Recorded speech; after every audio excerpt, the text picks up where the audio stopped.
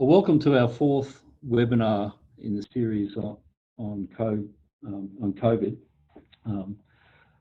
Again, we are partnered with the Australian Institute of Health and Safety, who are helping us connect and promote the ideas that people are working with around the country and also around the world, trying to work in this difficult environment.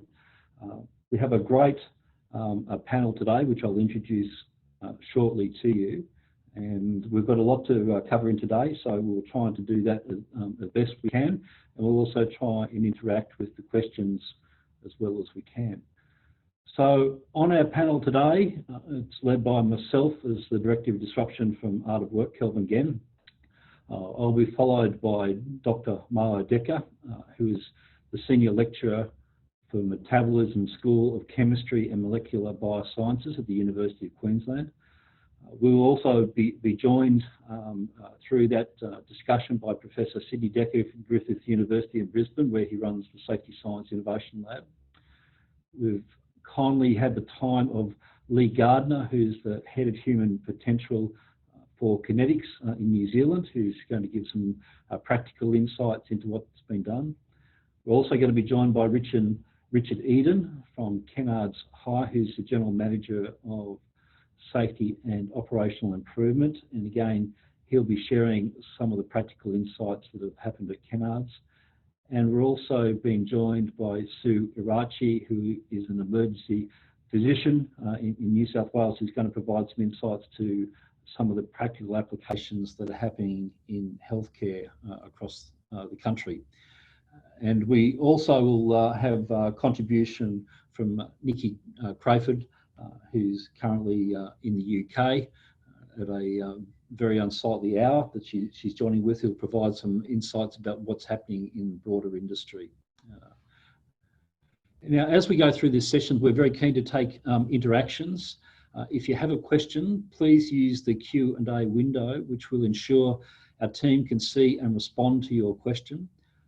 All participants can see and respond to your question as well, so we encourage you to do so.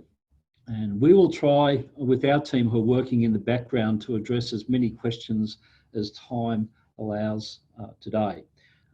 If we don't get to those questions, we do have a discussion panel that is on our portal. We encourage everyone participating in the webinar to also go to the portal after this webinar. It will contain the presentation material and also a video recording of this webinar, and it contains also the recordings from previous webinars and previous presentations, as well as a significant resource centre that we've been putting together of the increasing amount of information and resources that are out there in the COVID environment. And we've tried to organise that in a way that makes a little bit more practical sense. So I won't hold you up any longer. I'd firstly like to hand over and introduce you to Dr. Marloes Dekker, based at the University of Queensland. And she's got a very interesting discussion about a program that she's currently being engaged to work upon. So I'll hand over to you. Thank you. Thank you, Kelvin. And hello, everybody.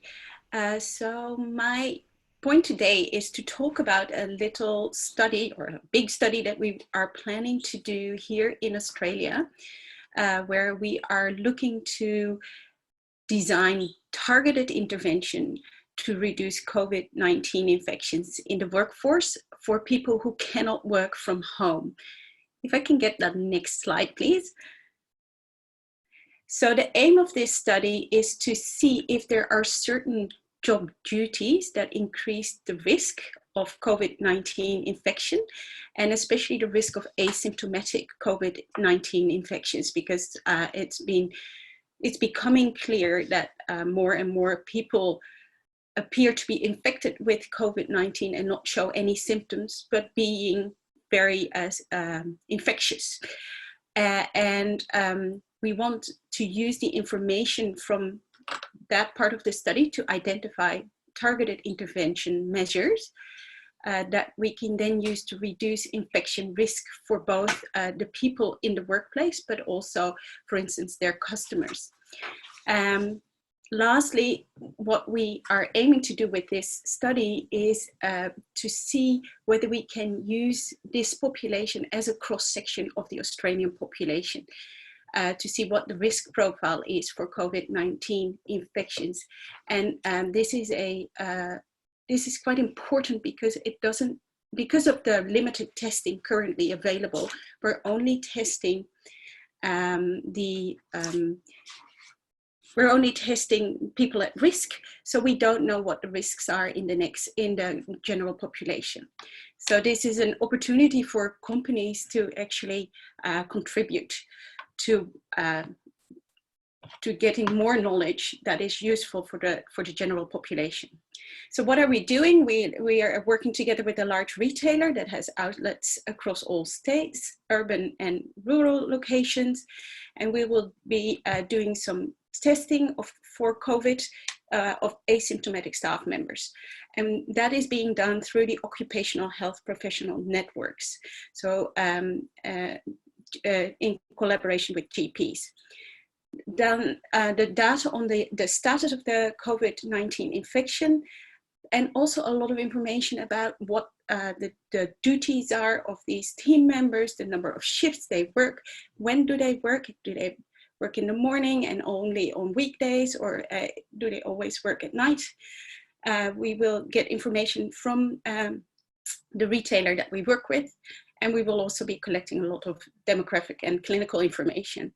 We will then do a statistical analysis comparing the infection rates between cashiers and people with other duties, such as stocking. And then we will build a regression model by using forward stepping regression modeling to determine the effects of work duties and timing on the risk of infection. When we have the results of that, we can start to develop targeted intervention to lower the risk for the high-risk team members. Can I have the next slide, please? Oh, there's supposed to be, let's see. Okay, there's supposed to be some other slides. I'll let Sydney talk about the deliverables on this project. Thank you for that. The colleagues, this is a wonderful opportunity that actually shows very nicely the contribution that you can make not only to the health and safety of your own workforce, and that certainly motivates, of course, the retailer with whom we're working, but there is a larger role that they see for themselves in terms of also in a sense, the public relations exercise that this might contribute to, but to actually contribute to the knowledge base on non or asymptomatic infection is incredibly important for societies across the world. How many people actually have this thing without us knowing it? There are no good numbers. There are some guesstimates, but they're not very accurate, obviously. So to do a study like this really is a wonderful contribution. Another deliverable is actually to do the study at all, and you might be surprised to learn this, but of course, well, you probably aren't, but getting testing kits at the moment is difficult because there is quite a bit of competition for them, as you know. Private companies have a hard time actually getting their hands on them, but scientific studies are a legitimate source for these test kits to go to, and in this way, it is possible to actually test a pretty large and representative swath of the population. So the deliverables, targeted interventions, you're not wasting your money on workers that actually run a lower risk or general population risk. You get some really good advice on where to put barriers or other preventive measures.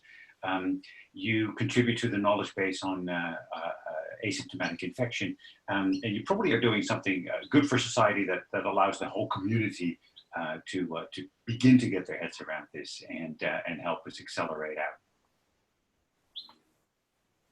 Back to you. Back to me. So here on this slide, you see an example of the testing protocol. Now, what I want to stress is that it is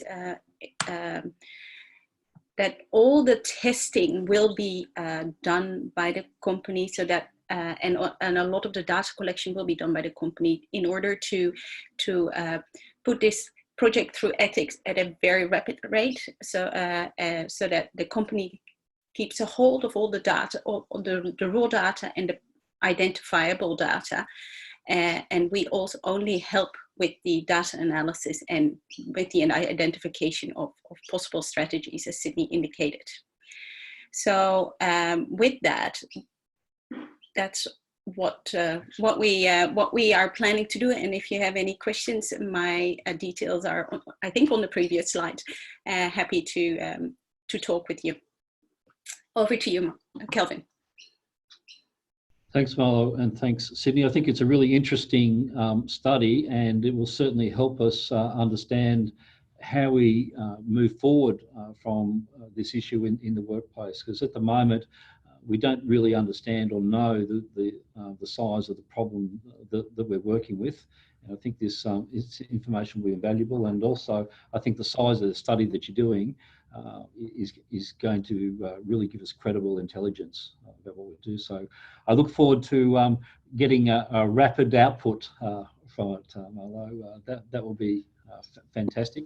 And equally, we encourage everyone who's participating, if you want to connect with this study, we've got the details for this. We will circulate it after this webinar as well. So please feel free to get in contact with either Marlo or Sydney for that purpose. I'd now like to connect you with Lee Gardiner, who's joining us from the land of Long White Cloud in New Zealand, currently in Christchurch with Connetics. Lee is the head of human potential there and has kindly made her time available. And I'll let Lee introduce herself and a bit about what Connetics does and just what's happening with their response to COVID. So over to you, Lee. Thank you. Great. Thank you, Kelvin. Not so sure about the slot and following 2 PhDs, but I'll do my best. Look, thanks for having us along, and hello, everybody. Connetics is an electricity contractor to one of the lifeline utility companies in New Zealand called Orion. We offer a range of design and engineering services, planned and maintenance work on substations and electricity infrastructure, and we're the primary fault contractor. So under the alert level 4 lockdown that the New Zealand government has put in place, our organisation has been deemed to be an essential service. So I just wanted to give you a bit of background in terms of how we've handled COVID-19 from a sort of a leadership or philosophical perspective, which has helped framed up some of the practical strategies that we've put in place. So when we first started looking at COVID-19 as a challenge to our business, which was in early March, we defined 4 main principles that would guide our work in this space. And the first one, which is the only one I'll talk about, is that our people are healthy and safe and that we're caring for their well-being. So that's been a guiding principle for us throughout the work that we've done here. The other overarching philosophy that we have guided our approach to COVID-19 is our leadership philosophy, which is leader as host and not hero. And we wanted to be mindful of that as we work through this process. Our culture is one about trust and empowerment, challenging traditional hierarchy, and we wanted to keep that in our line of sight when we were working through, because often in times of crisis, organisations go straight to hierarchical approach, and we wanted to challenge ourselves a little bit on that. So I just wanted to give you that context to start with. I'm just wondering if you could flip to the next slide, please, Kelvin.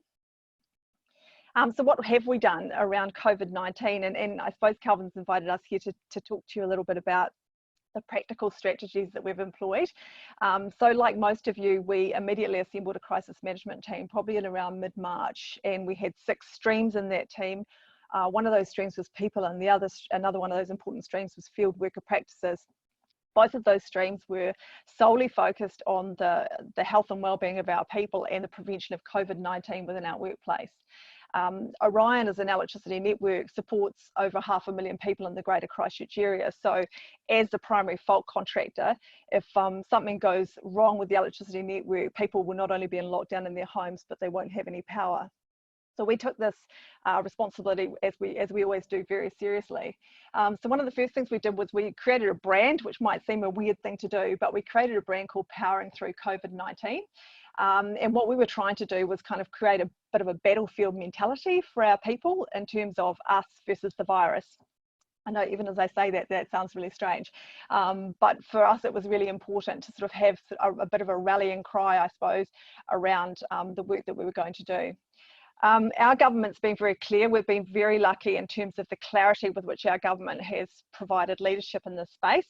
And they've told us through the whole crisis that the most important things to be mindful of were social distancing, hygiene, hand washing and sanitizer. So we were very strong in promoting that throughout our organisation. We did this through posters and through all kinds of mechanisms. We split our frontline staff. About a quarter of our people are still working in this lockdown environment. We split it into a red and a black team to allow for physical segregation of our workforce, and that was in case something happened. If COVID-19 infected someone in the red team, that the black team would step in. We also have operations in other regions, in Wellington and in Central Otago, and the idea was that they could also come in and add to the black and red teams to supplement our workforce as required. We did all kinds of things like updated our cleaning protocols in line with our pandemic plan, which took our cleaning regimes up. Once we knew more about the virus and how it was transmitted in terms of surfaces and all that sort of stuff, we pivoted again on that cleaning to make sure that we were focused on the right place. We created a critical risk assessment around COVID-19 and how it could impact on our worker practices. For example, we have a lot of workers in close proximity situations in buckets, like you can see perhaps in one of these images, and substations. So we needed to make sure where those risks existed and how we were going to mitigate that risk. So we did that through the use of PPE and masks, gloves, sanitizer. You know, the global jury's still out on the efficacy of masks in this crisis, but for us, our people felt that it was important for them to have that PPE, and for us, their psychological safety, how they felt about going into work every day was really, really important. So we've provided them with full masks. We did things like changed up our vehicle assignments to individual vehicles. We provided training tools and materials around how to clean your vehicles, how to clean your gear. We have quite a stringent cleaning practice between the two shift changeovers. And we developed quite a few tools, as you'll see in the screen there, on how to wash your hands, which sounds ridiculous, how to wear face masks, how to remove them safely, and all that sort of stuff. If you can just go to the next slide, please, Kelvin. So basically, I've touched on a lot of these things. We felt that communication was really, really important in terms of the prevention of the virus in the workplace. So we've been quite intentional around our communication strategy.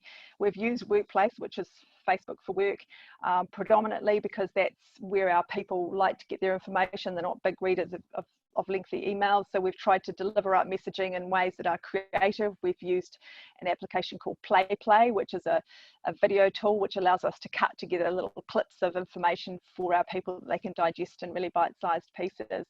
And we've created sort of channels on Workplace. Sorry, if you want to go to the next screen, Kelvin.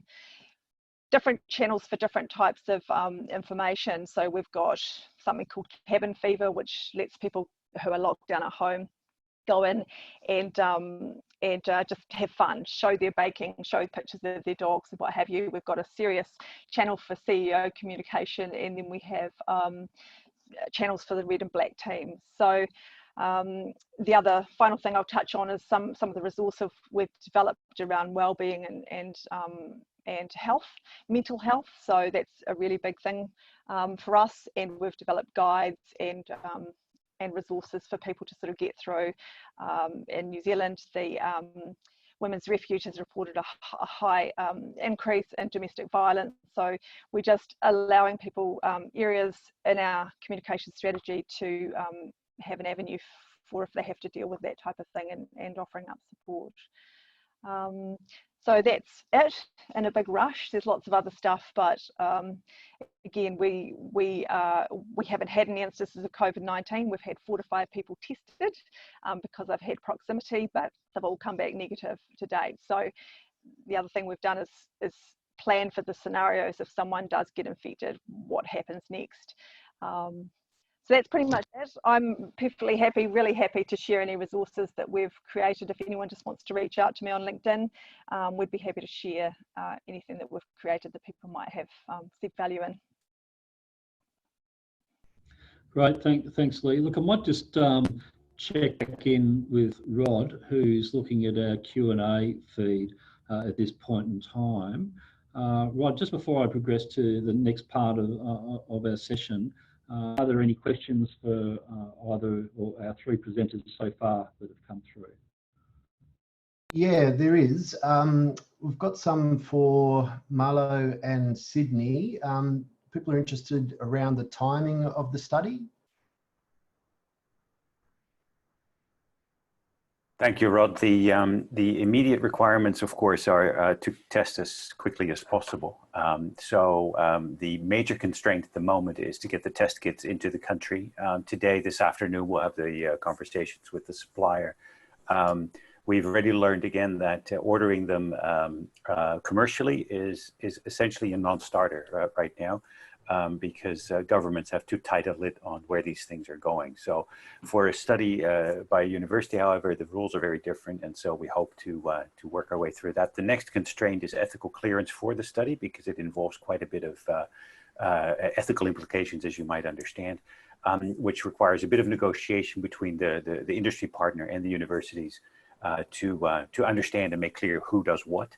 I anticipate that taking a few days. The Easter weekend probably is not helping, but somewhere in mid next week, I think we can bet that down. And then there are processes for accelerated ethical clearance within universities. Hopefully they apply to the type of study that we're suggesting, because as Marloes explained, the tight separation between what the industrial partner does and what data are available to a publicly funded university should be very clear. Once that is all bedded down, testing can begin throughout the network of GPs that the industrial partner already has, and most companies would have these, obviously. What helps us there is that the typical GP clinics, at least in this country, are down on their clientele by 20 to 40%. So they're looking for revenue sources and things to do. So that helps. Not long waiting lines. We don't anticipate those. So by then, we're probably talking mid-third week of April.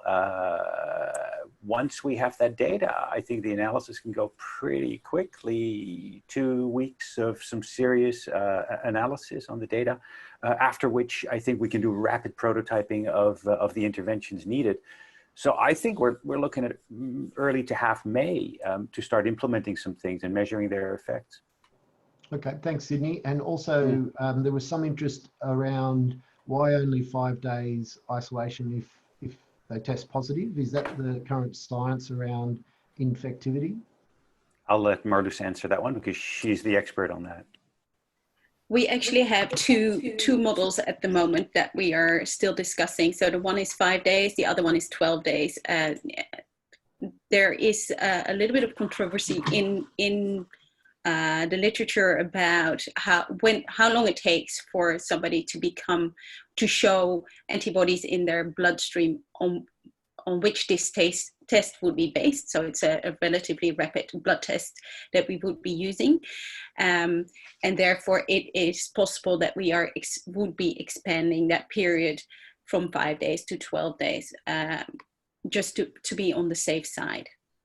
With people who have tested positive, people who test negative, it will be different, because if they're asymptomatic, we have to assume that they don't have the infection.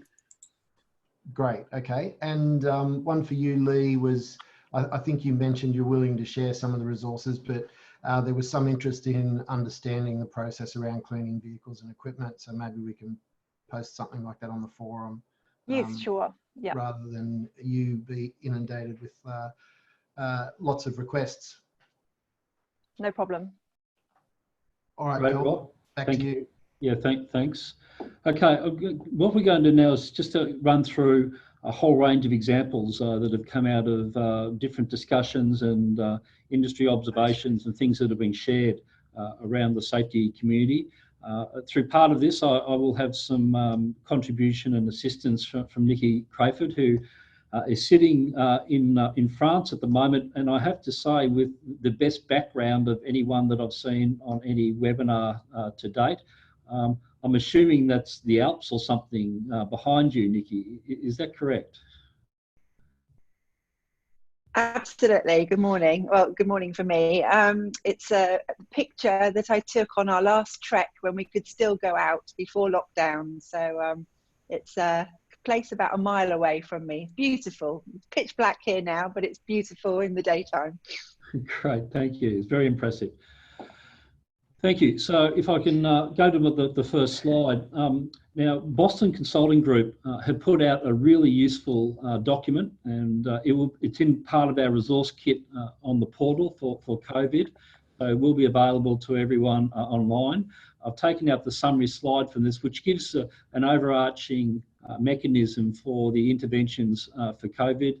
It simply goes through a process about thinking how to protect people in the workplace. And they start from the viewpoint of thinking about accelerating smart work, so things like establishing remote working, replacing in-person with virtual meetings, setting up agile teams, and thinking really clearly about who needs to move and why they need to move.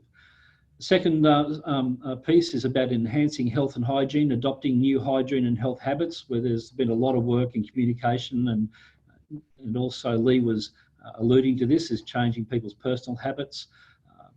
Supporting and monitoring employee health has been a part of this. I'll talk about some of the initiatives going forward, and also making sure that social distancing is practiced in the workplace and not just in the public arena.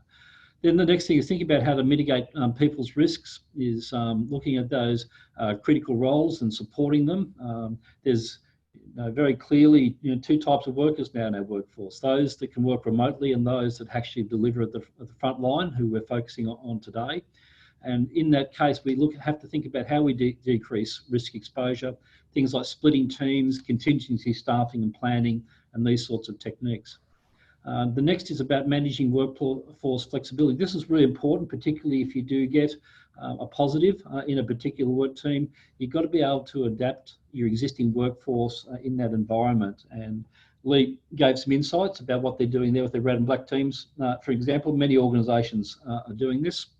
And also the ability to bring in temporary staff to meet needs that can't be met by the permanent workforce. And I think at the moment there's no shortage of available temporary staff out there, so it's probably a good strategy. Communication is really central to all of this, and making sure that the empathy is a key part of that, and trying to identify different communication channels. Lee touched on it with the Facebook workplace, and we'll talk a little bit more about that because a number of organisations have been using that and similar strategies. Having a clear communication structure and making sure that communication is really dynamic and two-way. And then also they talk about the 6th point about standing together, preparing leaders, supporting employees and also their families. We've got examples of people, particularly remote locations in the mining industry, where there's going to be extended times where families will be separated due to the COVID provisions in place. And then in those cases, there needs to be consideration of the impact on families and how to support them in that process. And overall, they've really put the point down, is thinking about digital readiness wherever you can use digital to solve a problem. And we'll see some examples. A bit of this is about rethinking our approach to some of our processes and governance in particular, and try to remove some of the manual mechanisms that are in place and replace them with digital certifications. One of the most recent ones I've seen, for example, is a lot of the courier services have moved away from requiring signatures to simply taking a geolocation photograph of the delivery, and that meets their requirements. So it's about thinking differently about work. Next slide. So when we look at this from a practical context, it's probably worthwhile thinking about, we're going back to first principles in industrial hygiene, and there's a couple of models that we're all familiar with in some way, or should be familiar with. A lot of the principles we're talking about have been built out of the energy damage model, which came out of the work of Viner and Haddon between the 60s and 90s. And a very simple principle: you've got a damaging energy. In this case, it's the virus. And what we need to do is prevent that virus from coming in contact with the recipient, being the person. And there's a whole range of strategies.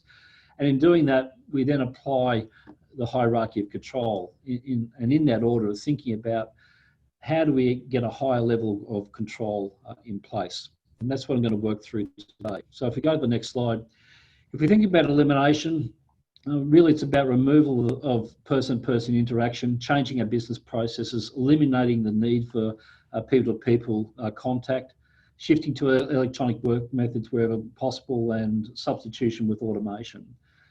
In the substitution hazard control, it's not very easy to substitute, but we're doing a bit of hazard reduction in this space, and this is the use of cleaning processes, whether it be chemical or otherwise, to reduce the viral load, and also introducing techniques to try to screen out people that might be potentially transmitting the virus. From an engineering perspective, we've got options around airflow systems. That is understanding how we actually manage airflow in workspaces, physical barriers, and looking at ways to actually suppress virus presence in workplaces. We then move to administrative, and when you look at our hierarchy, a lot of the strategy that we've been putting in place to date has been built out of the last two. The social distancing, things about reducing room and building population, people interaction management, cleaning schedules and practices, introducing hand hygiene and personal hygiene measures, and changing cultural practice, not shaking hands and these sorts of things anymore. And then finally, our last strategy is the protective equipment strategy, which is designed to provide a physical barrier between the person and the virus, in essence. So what I thought we would just take some examples that we've seen in each of these areas. So if we look at, I'm going to first start with hazard reduction. And this is an example on the next slide from Bombardier, which is a Canadian international company, does a lot around transport and major manufacturing operations. And they're introducing a range of different strategies. So one of their strategies has been comprehensive disinfection of offices and workshops, and they've also introduced regular sterilisation of incoming and outgoing deliveries in China. So the example that you see is an example of a process of handling incoming and outgoing goods in one of their Chinese operations. And similarly, another initiative from Bombardier relates to the cleaning processes around their rail transport vehicle maintenance company, and they're taking significant precautions to disinfect metro trains overnight. So there's a selection of images here showing the types of disinfection processes that they're putting in place. They've got teams that go in and do thorough cleaning of the train system, and this is being done at a range of different operations across their business internationally. And lastly, from Bombardier, another intervention that they've put in place, and this is an example from one of their Chinese sites, is the screening of people. They're using temperature checking of people arriving at the site, and they're also making sure they're introducing protective equipment, in that process to try and prevent people from being exposed. But the temperature screening is another method where they're trying to limit the potential of people who might be asymptomatic but coming into the workplace. So next I'm going to step into thinking about some engineering controls that have been put in place. Now, I'll take an example of an engineering control firstly from Bombardier on the next slide. And so I'm just getting the slides.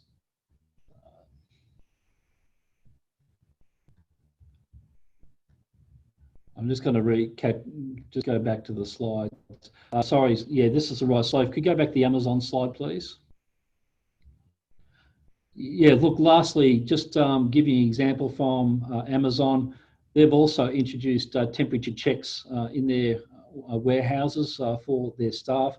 They've put a rule in place for 104 degrees, 100.4 degrees as the cutoff point for any employee coming into the workplace. And so they do, this is a standard screening process for their warehouse operations. So now to the engineering slides. So thanks. Next slide. If you can progress to the next slide, which should be The Bombardier slide, thanks. So this is just an example of one of their trams, their light rail operations, and what they've done is put a physical separation for the driver into the tram. So but prior to this, the driver wasn't separated, but what they're doing now is introducing a physical barrier so that the driver doesn't have direct contact with the passengers that are in that particular vehicle. Go to the next slide. I'm looking for the B piece. Yeah, thanks. So another idea around separation, there's a number of initiatives that are happening, particularly with the increase of moving to online transactions. But I thought there was one interesting one that had been produced from BP. They've introduced the BP Me app, which means that you can go to refuel your vehicle at any BP outlet and not having any interaction with the store. The actual refueling and the payment for the refueling is all done from the app on your phone. So you simply arrive at the petrol station, you assign the pump that you're filling one on the app, you complete that, and then the transaction is completed there. You don't need to go and enter to do the transaction with the cashier. So I think there's some interesting adaptations that are happening in the workplace, and it's looking at how you might incorporate these into the different functions that people need to do on a daily basis. So now to some administrative processes, and I might hand over here just to get a comment from Nikki on the first one. You'd seen some observations of what's happening in Europe, Nikki. Particularly, there's some examples out of the supermarkets as to what they're doing. So Tesco is the first one that we've got there. Yeah, thanks, Kelvin. Hi, everyone. From my perspective, this is something that I thought it's a practical step, but it's not necessarily a physical step that most people can see. Tesco is a big retailer in the UK and across chunks of Europe and a little bit of Southeast Asia. And rather than well, I think one of the things is we see more and more older people employed in supermarkets and retail in general. And they came out with a, I think, very bold move and a really good example of great leadership, that they've taken this decision for all employees over the age of 70 who are in that more vulnerable risk to come to work for the next 12 weeks on full pay. I just think that it puts people's mind at rest, because as I say, they are in the higher risk area. And you can see in many other sectors, care homes, healthcare in general, lots of the other retailers have not taken such steps. So I just thought as a good example of leadership by a very large employer, it was a really nice example of people taking care of their employees. Yeah, and I think it's a good example, Nikki, of organisations that are going over and above what the government policy and recommendations are for organisations. So Tesco have taken an initiative there, and I think these are sort of examples that other organisations could consider as well, as where they've got vulnerable employees. Do they do something different in that space to look after them as such, and therefore their workforce overall. So we'll move on to the next part. So one of the strategies has been social distancing. So really this has been a highly publicised methodology. Really it's an administrative control, and there's all sorts of ways that this has been applied. What we're going to do now is just share some of the different examples that are in place for that. So firstly, we're just using an example here from Rio Tinto, who are applying the social distancing concept to the way vehicles are being occupied, and they've got a communication that they use to showing how people should be occupied. You'll see there for dual cab, firstly in single cab vehicles, they only allow one occupant in the vehicle, And in dual cab vehicles, they've said there's a seating methodology, which is the passenger to be seated on the rear left-hand side of the vehicle. So again, it's just trying to think about, well, how do you apply this sort of concept when you're looking at different functions and operations within your business. If you go to the next slide, please. There's lots of retail outlets and supermarkets who are introducing their own methods to implement the separate technology. They do this by mucking and putting signage on the entry to the stores and on the floors. They mark queuing positions at the point of sale. And the other thing that's being encouraged is to move away from cash transactions to electronic transactions at the point of sale. So there's no physical exchange between the operator and the customer. Next slide. Some of the other examples are initiatives that are taken out in the community. So this is an example from Sydney. They're simply just trying to reduce the amount of contact that happens with different activities. Obviously, crossing the streets in Sydney is the button is a concentration point for many different people coming into contact with the same surface. And I think we've all known this, that pushing the button is a pointless exercise in making the lights change, and they're just actually putting a sign on it and confirming the case that don't bother pushing the button, it's an automated process that occurs. But we all think we've got a need that if we press the button, it's actually going to change the outcome for the changing of the lights. So maybe they should just remove the buttons, I don't know, but it's just a case, again, they're just trying to change the custom and practice out there, and wherever we can have those sort of interventions, it's worthwhile considering.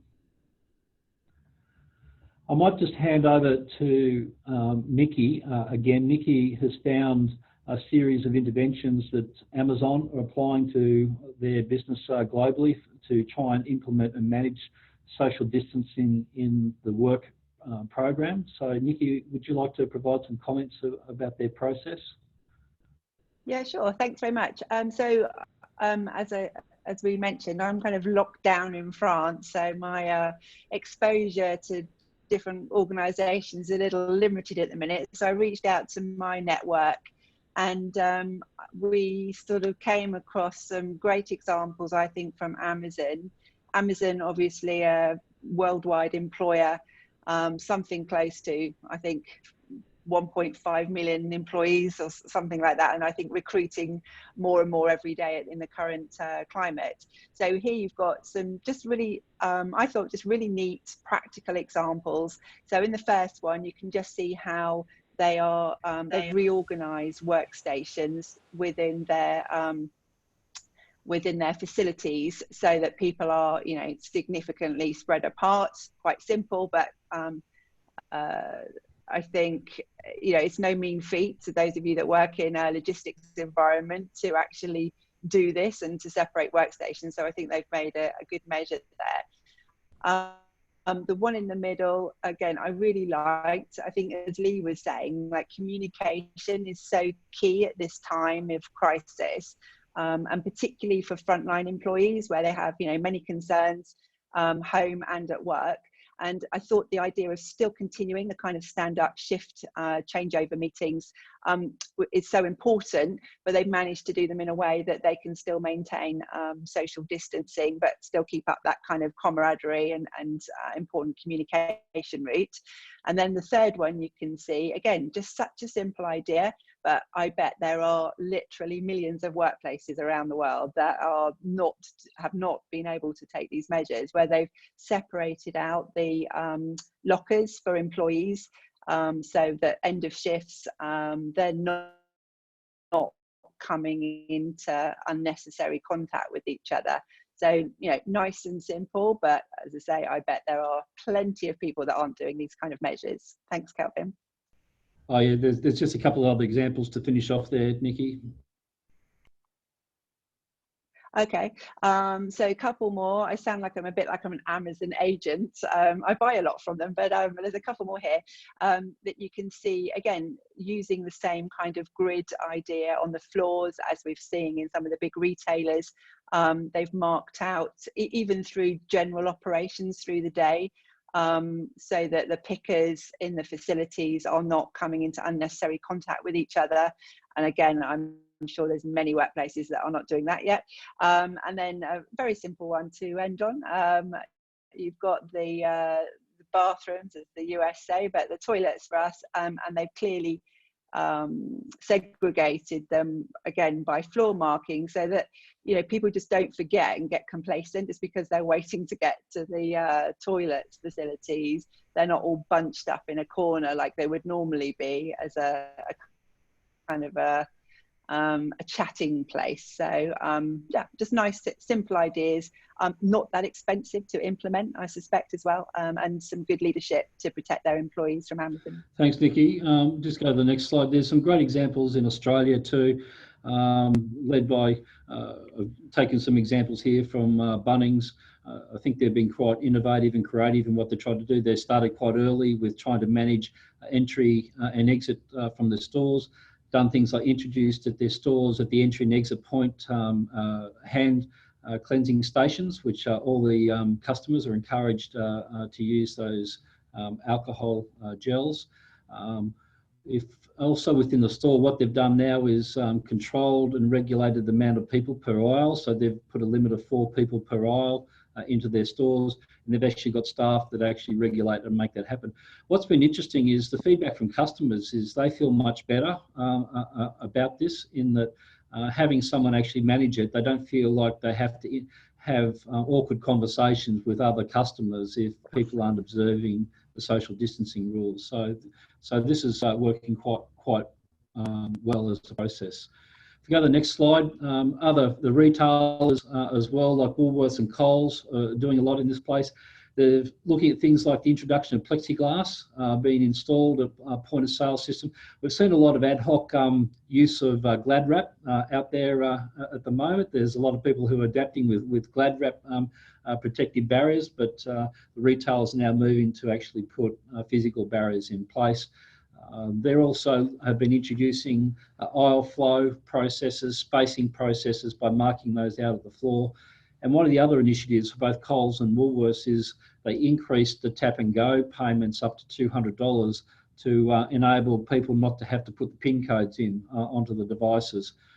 So all of these are quite good initiatives. Now that $200 tap and go isn't right across the board, so it'll be interesting to see if the banks actually take it up as a wider initiative and provide that to all retailers out there. So if you just step to the next slide, there's other organisations like BHP and Rio are doing a lot in this space. We've just taken some examples here. They've done everything from social distancing on aircraft by spacing how people sit on the planes for the fly-in, fly-out processes. They've also taken this approach with the buses in the messing and recreation facilities. So they're putting a lot of effort into that space. Also doing a lot of work around separation of their shifts into different teams so that they're able to manage if they have the COVID infection, that they're able to work with a different team and observe the requirements that are put in place. Now, I just want to touch on personal protection, and because this has been a strategy and there's been a lot of talk and there's a lot of conjecture about, but we thought it'd be just worth refreshing and thinking about the different types of respiratory protection that are out there and applying it in different contexts. There's very clearly a hierarchy of effectiveness for respiratory protection in the workplace. And what we do know for anywhere where there is, significant and real virus exposure, that the only reliable method for protection of a worker against that is a positive pressure respirator. So that means there's a number of different designs of these, but these are particularly relevant for things like high risk medical environments and the like. But in essence, what they are doing is making sure you've got a clean airflow flowing across the nose and mouth and you're not actually breathing in. So your secondary level, if you haven't got access to positive pressure, is a negative pressure a respirator. Again, this is definitely a better option in terms of the ones that are available out there, but it does have limitations. It's not 100% foolproof. It is limited by things like facial hair. It needs to have the right size and fit. It does reduce your ability to communicate, so that can be a real factor in where it's applied. And you do need to be able to get a proper fit for it to work and do what it needs to do. So once we come down, and if we haven't got those two available, we then move into the realms of the disposable masks, the N95 and P2 type disposable masks. Now these are really not a highly effective method of protection.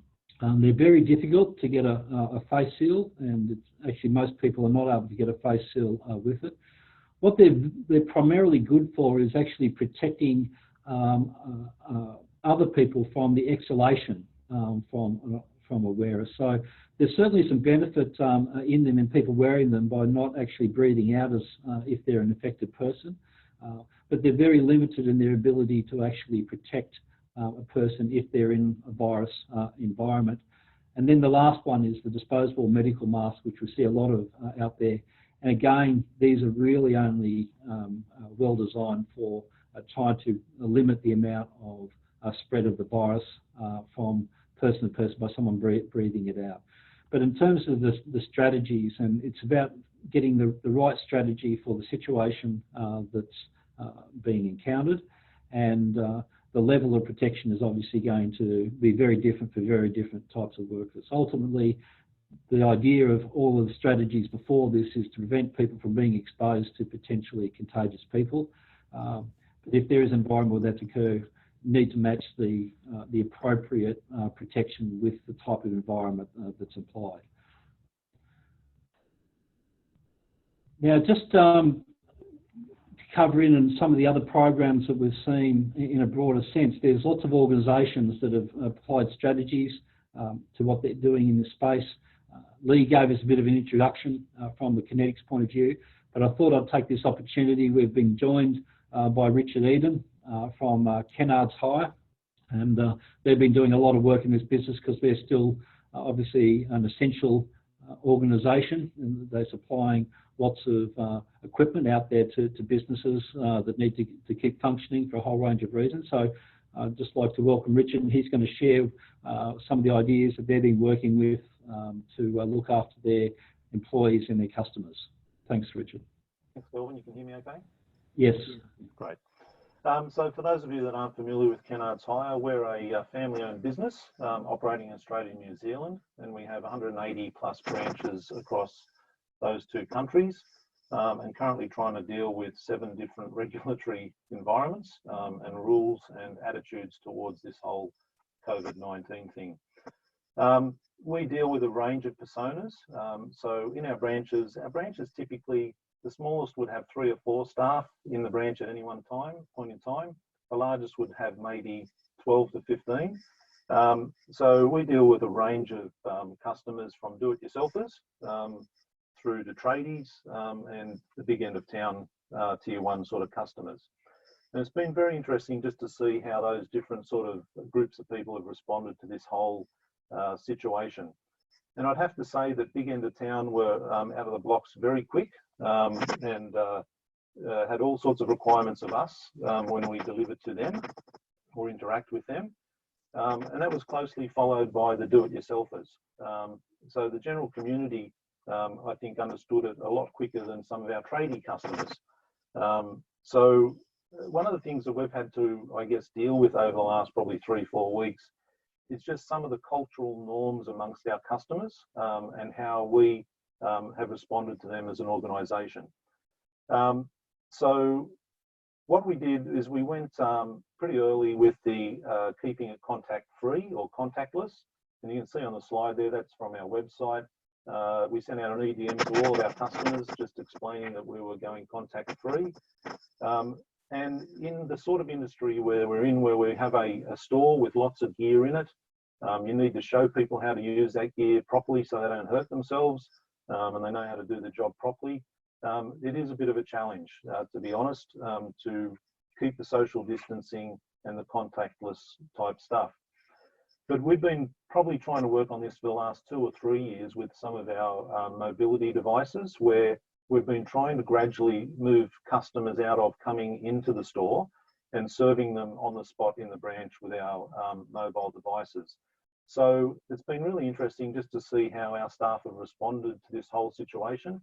And I think we were pretty well positioned to quickly move to this contactless thing, because we'd probably been on a journey towards that leading up to COVID being a thing.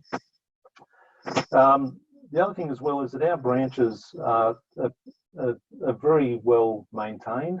We have an audit regime in place where the branches are audited every 3 or 4 months on a range of things, including equipment, people, safety, presentation of the branch. And the attitude within Kennards, it's culturally a very important thing. We call it QUAM, and we have awards every year for branches that win that. So when we then started to talk about COVID and the increased cleaning regimes, they weren't really a great deal of increasing of those regimes. So for example, if you walk into a branch in the non-COVID world and you see dirty cups in the sink, you will lose points. So that's been part of our regime for a long time. So to bring in the cleanliness on our counters and in our branch wasn't a great leap forward, I guess, in Kennards. And you can see some photos there of how things are laid out. Our ready for hire process, which is the process that we go through on the equipment when it's returned by a customer or picked up from their location, is pretty thorough anyway. So we thoroughly clean the equipment every single time we inspect it. You know, that's all done anyway. So once again, to bring in some of the you know, disinfectant type stuff on equipment, once again, wasn't a great leap forward for us, because we had some of those, I guess, cultural norms pretty much in place prior to this whole thing. What we are doing is, you can see there, we're doing the usual things that a retail outlet will do, you know, crosses on the floor, where to stand back from the counter. The bottom one on that slide there is also when we give instruction on how to use something. We've been trying to implement, we call it a safe start zone, which is the bit where the guy is standing with the equipment. And we've been rolling that out probably for the last 6 months. But what this COVID thing did is it accelerated that take up pretty much overnight. So, you know, it gets the social distancing happening, but also has other side effects in that our staff aren't showing people how to start something up in a thoroughfare. They've got a designated area to do that. So I guess for us, it's really been about dealing with the attitudes of customers. Staff have dealt quite well with it. Customers were a bit more of an issue.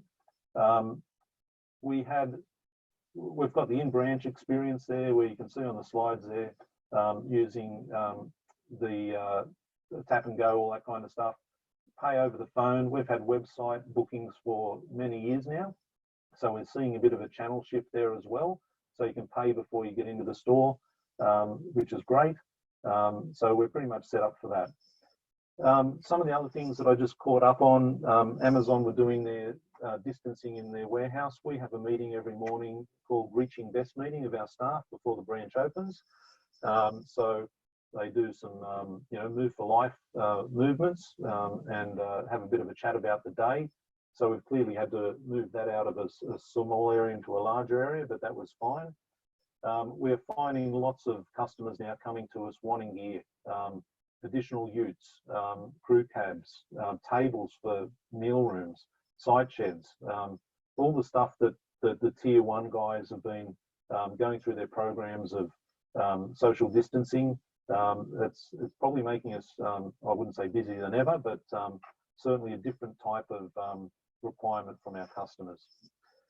Just before I finish, I just thought I'd touch on New Zealand, because it is a bit different over there. They're in a total shutdown. And we probably only had 2 or 3 days of our contactless thing before New Zealand government announced the shutdown. So over there, we've shut down many of our branches. We're just keeping strategic branches open. When I say open, they're open for essential services only, and the New Zealand government has been very strict on that. When I say open, the gate on the branch is closed. As the customer approaches the branch, they need to phone through before we will allow them entry into the branch, so that we make sure they are an essential service, and they don't have to get out of their car or truck. We will serve them in the yard. Most of them are on account anyway, so there's no cash or anything involved in that. But it's basically one customer in the branch at a time in New Zealand. So I hope that's been of help, but that's what Genn has been doing.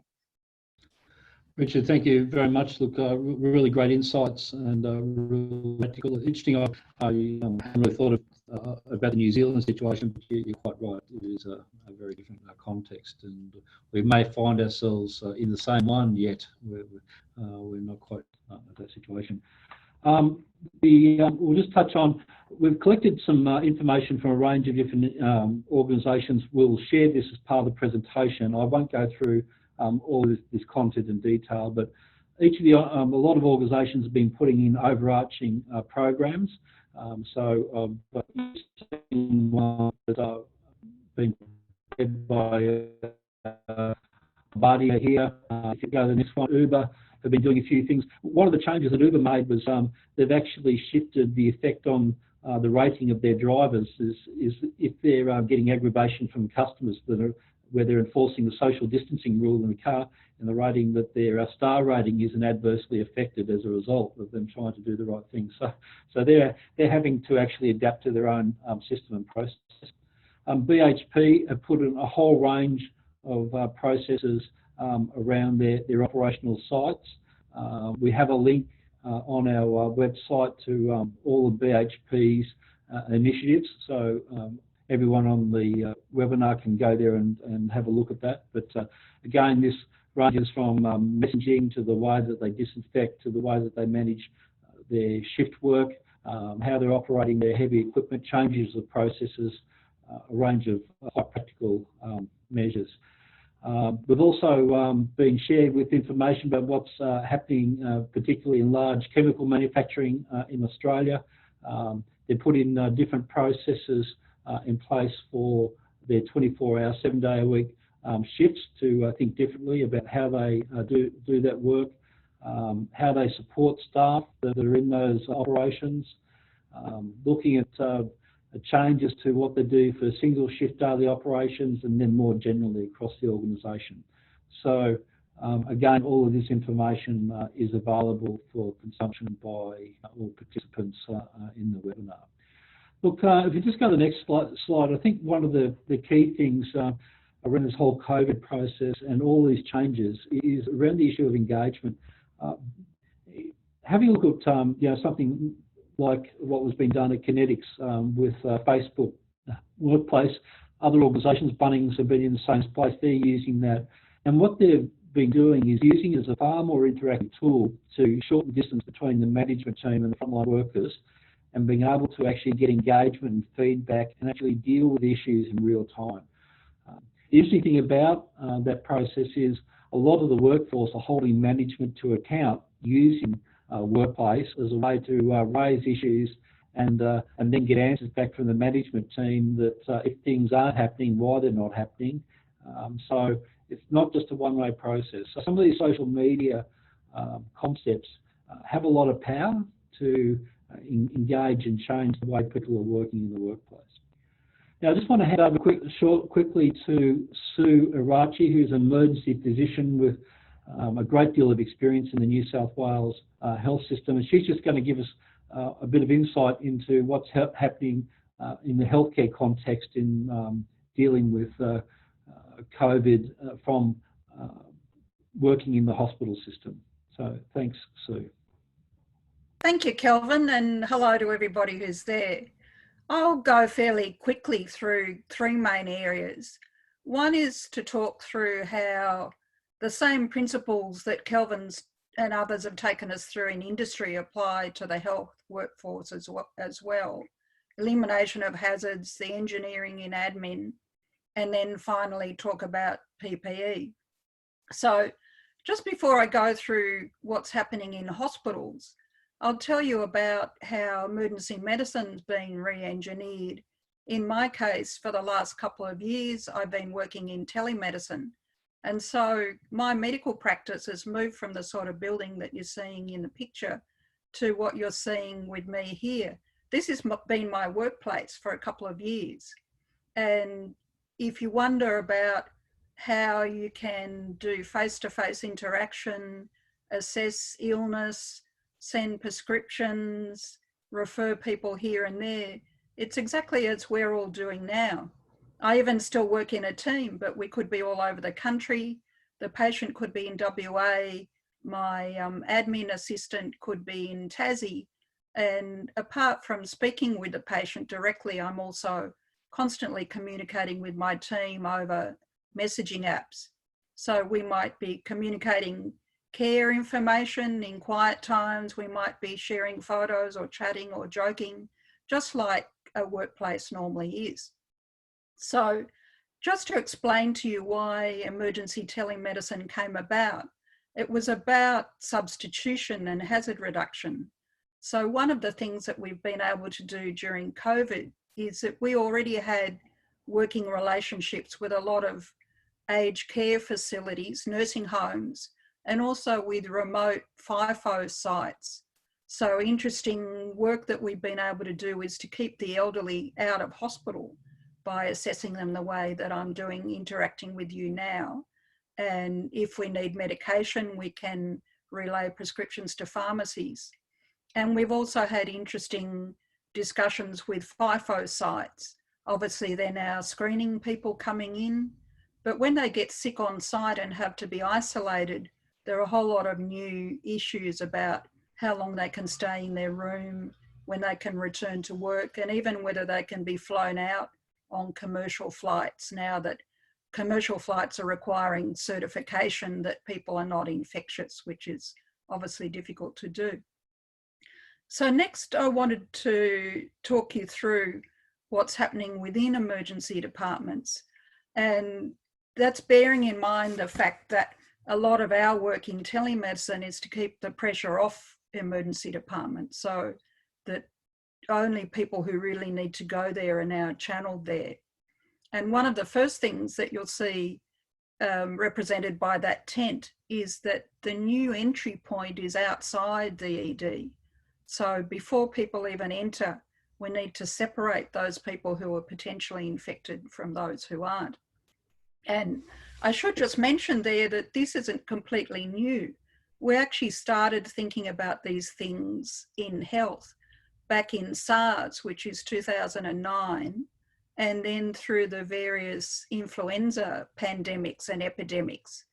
And so even though social distancing is very new in the community, protection against infection isn't completely new inside the hospital.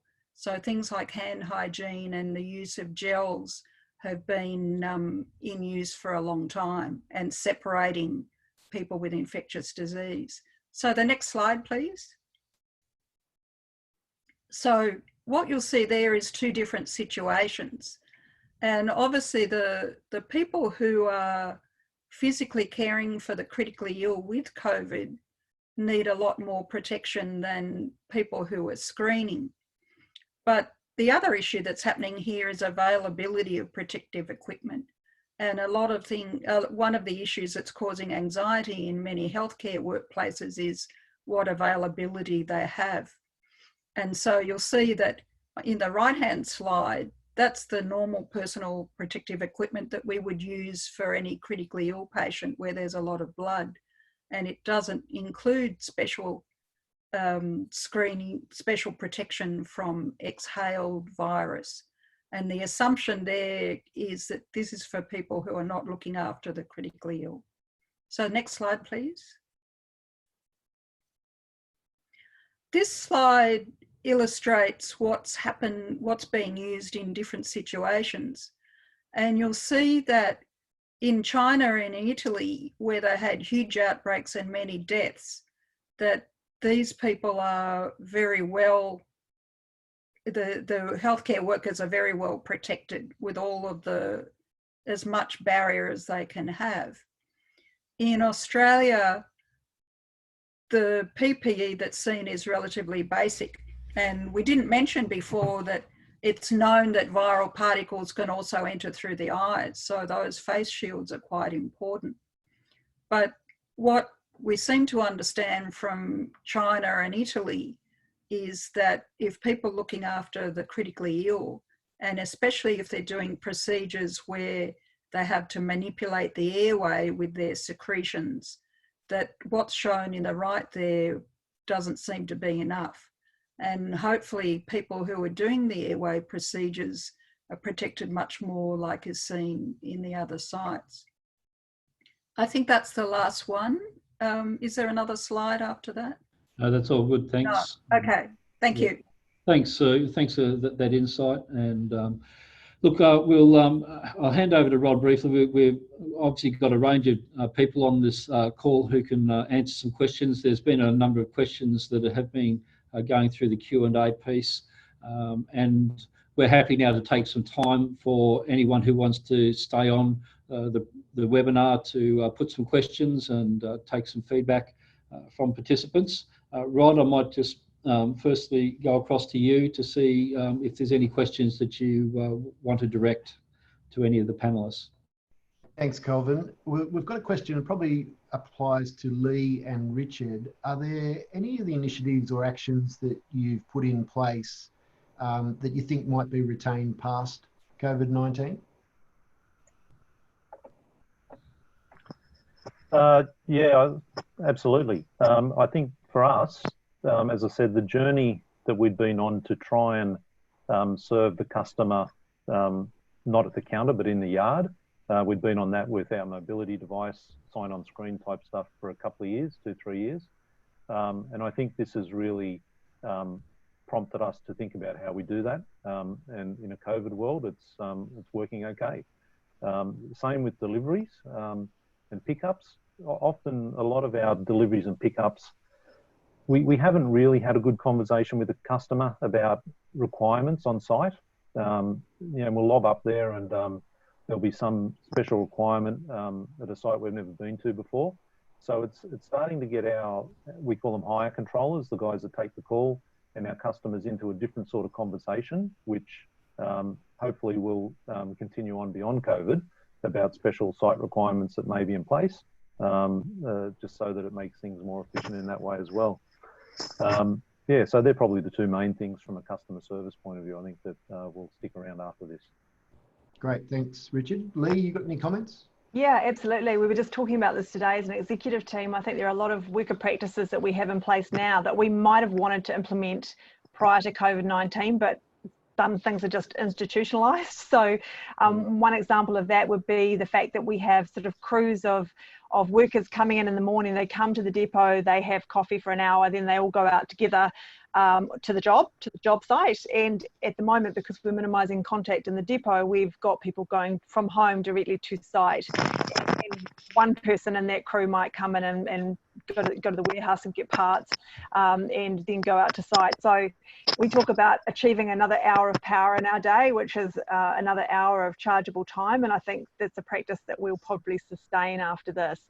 There's also some warehouse practices around how our guys sort of pick parts out of the warehouse, that we've got some efficiency through this that we'll probably just retain as well. So I think there's lots of stuff, and including working from home. You know, many of our people are working from home, and we're looking at how many people can work from home effectively in the future that we wouldn't have probably considered in the past. So there's a lot of opportunity.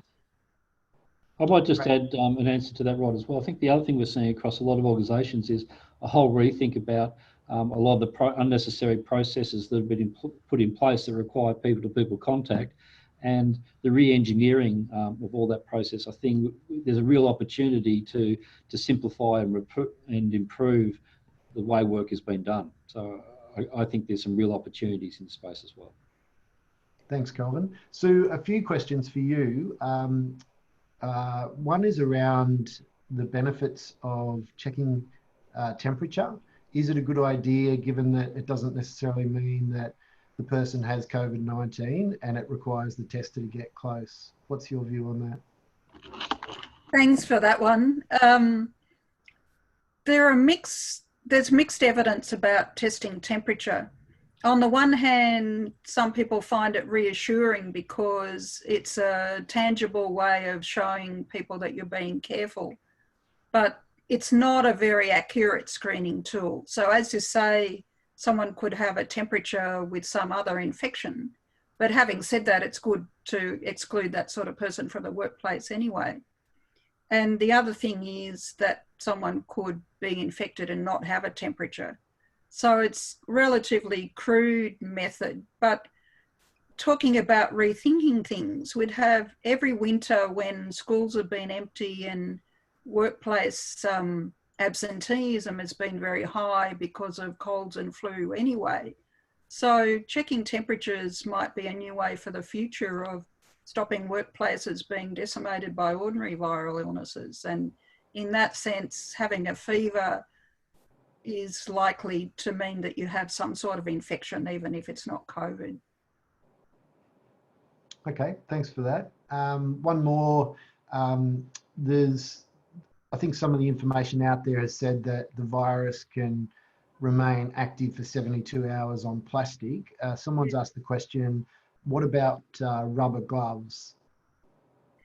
Yes, there's a lot of information about the virus staying viable on a range of different surfaces, and the way that it seems to vary is not just the dose of virus that's put there, but also the porousness of the surface, of whether it's hard and shiny or whether the fluid can absorb in.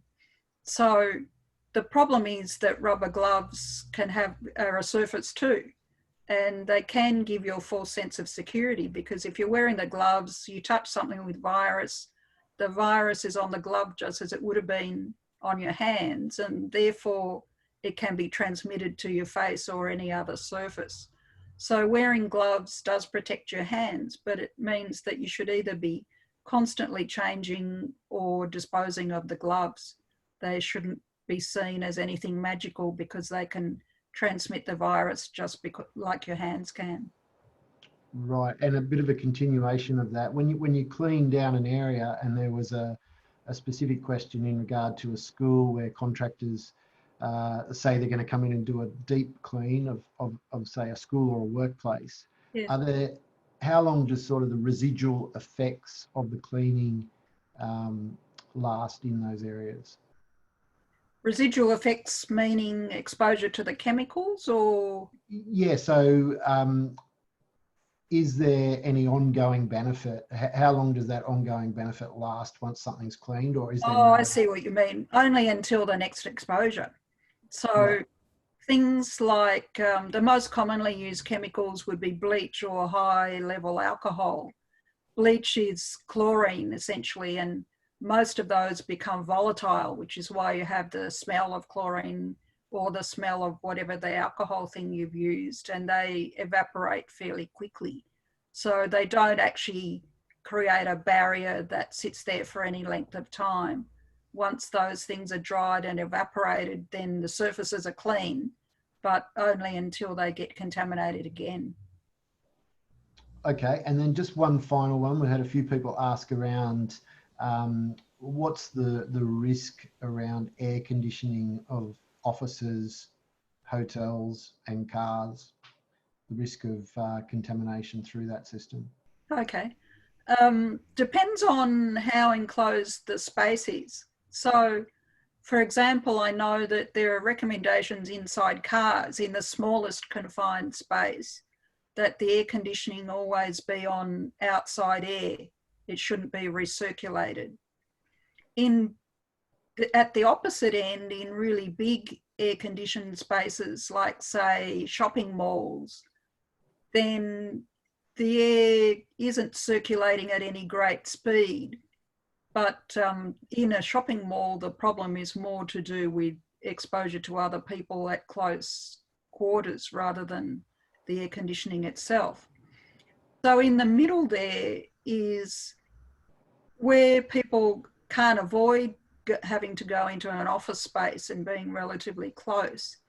In that case, the air conditioning, depending on how the flows are designed, could potentially push air between people. So that could reduce the effectiveness of social distancing. So people would have to think more carefully about having the aircon airflows reduced if they're in a relatively small space with other people. Right, I might supplement an answer to that because it is an interesting issue. A lot of our buildings, particularly, have gone to more closed systems, so they do a lot more recirculating than they do had done in the past to improve energy efficiency of air conditioning. So you can get quite high levels of recirculation in that. I think what this is going to ask us to think about is what is the right balance between what is recirculated and what is the amount of fresh air taken in and vented through the building. Again, I don't think we have any science to say what is the right level in respect to this particular issue, but I think there is some consideration to think about increasing the level of outside air coming into tight buildings. That makes sense. And just to let people know about hospital air conditioning, most air conditioning is positive pressure, meaning that it blows the air out at you. Ever since, probably for about 20 years, emergency departments and intensive cares and various infectious areas have started installing negative pressure rooms so that the air is constantly sucked out of there and replaced with clean air. And what's happened during COVID is the capacity to do that has been expanded. Anything else there that I can help with?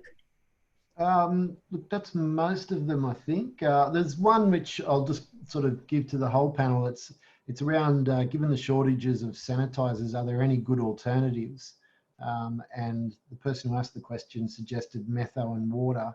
And Kelvin, I know we've discussed steam, so yeah, steam cleaning is definitely an option that's out there and can be utilised. And again, with all of these things, they're only as good as the time that you do it. You know, they're not residual based. So steam's definitely an option. Anyone else? Any other alternative cleaning techniques? We should just reinforce that soap and water is still a good thing for hands. Not only does it remove the organism, people have probably heard through the media that COVID virus has a fatty layer, a lipid coating, and that soap, which is basically sodium hydroxide, breaks down that lipid layer. So it breaks down the virus, and then obviously the running water washes it away. That doesn't help you that much for surfaces, but hands are the most common transit point between getting something from a surface into your nose and mouth. So constantly washing hands is a good thing to do.